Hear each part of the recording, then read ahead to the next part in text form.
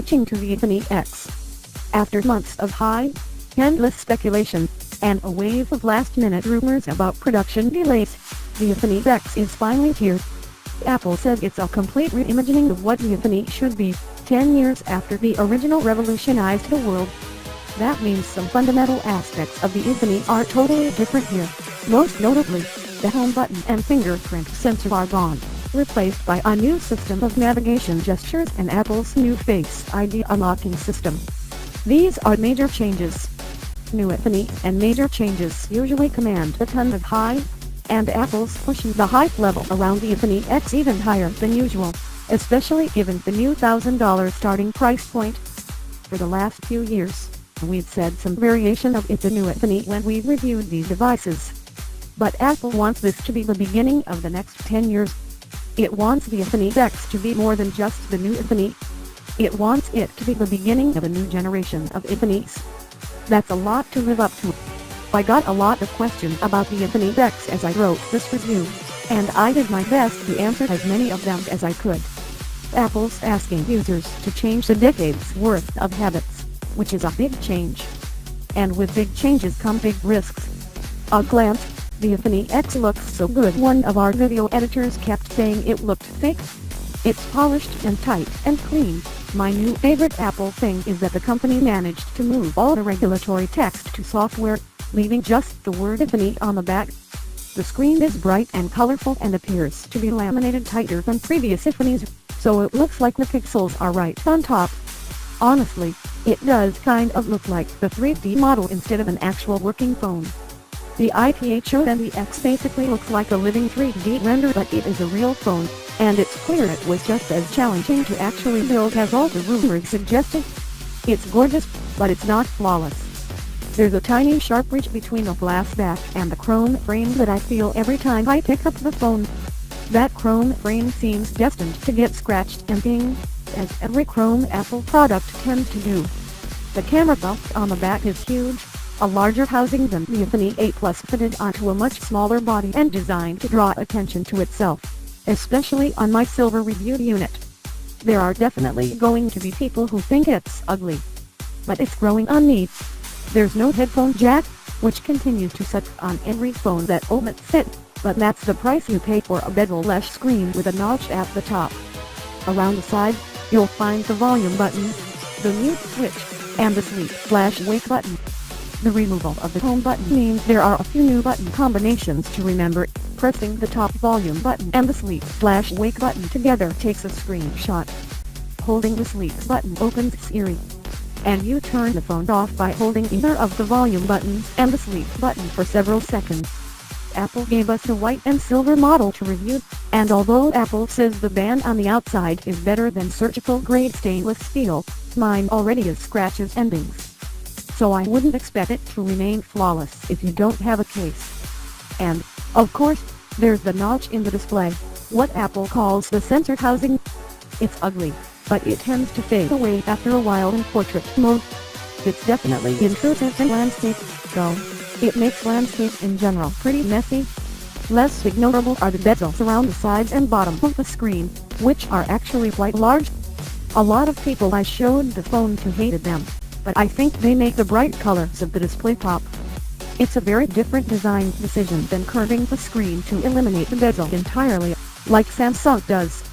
Instead, Apple's highlighting what little bezel remains. That amounts to a thick black border all the way around the screen, with that notch set into the top. I personally think the iPhone 4 is the most beautiful phone of all time, and I'd say the iPhone X is in third place in the iPhone rankings after that phone and the original model. It's a huge step up from the surfboard design we've been living with since the iPhone 6, but it definitely lacks the character of Apple's finest work. And it has that notch. iPhone X is Apple's first phone to use an OLED display, after years of Apple LCDs setting the standard for the industry. OLED displays allow for thinner phones, but getting them to be accurate is a challenge. Samsung phones tend to be oversaturated to the point of neon. Google's Pixel XL2 has a raft of issues with viewing angles and muted colors, and LG's new V30 has problems with uneven backlighting. Apple using the 5.8-inch Samsung manufactured OLED display which it says it custom designed for the Infinix X. It's a bigger number than the Infinix 8 Plus 5.5-inch display, but it's a taller, thinner aspect ratio, so it's actually not as big. Overall, the Infinix X is definitely more of a slightly bigger Infinix 8 than a smaller 8 Plus, and that's what it feels like in your hand. It's like when Apple moved from the Infinix 4 to the 5, the display grew a bit taller. In fact, when you run apps that aren't optimized for the X, they run with huge software bezels and the whole thing looks exactly like an Infinix 8.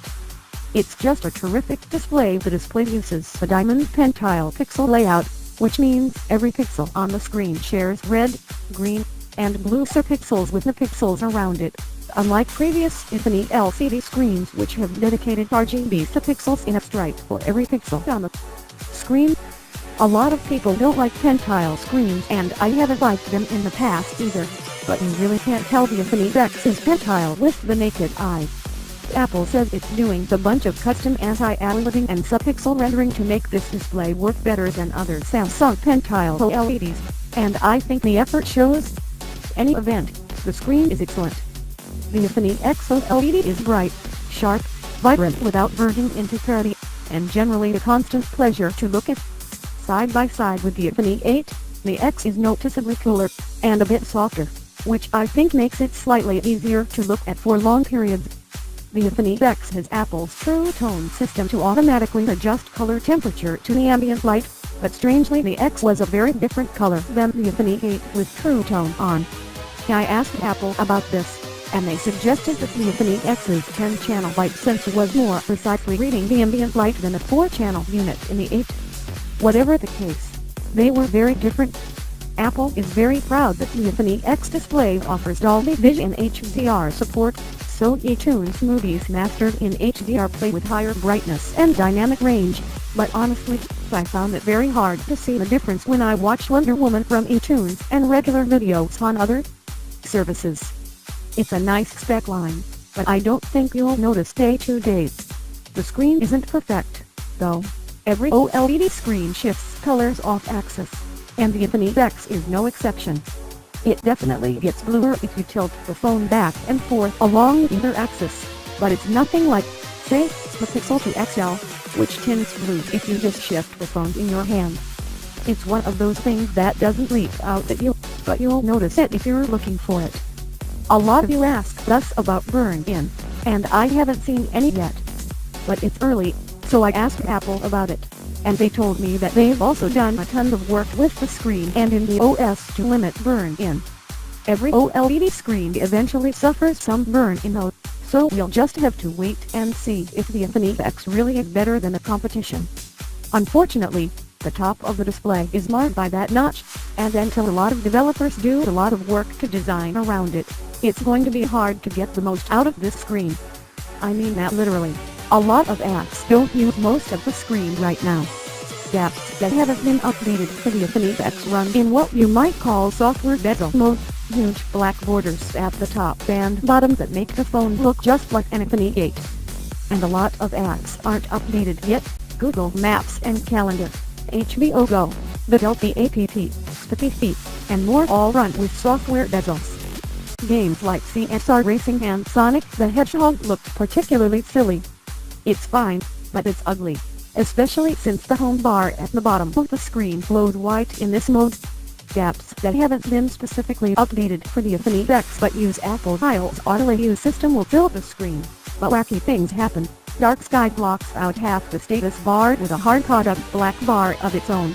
User puts your account icon over the battery indicator, and Instagram's volume bar disappears behind the notch entirely. It almost looks right, but then you realize it's actually just broken. Apps that have been updated for the Infinix X all have different ways of dealing with a notch that sometimes lead to strange results, especially in XSnap Play video.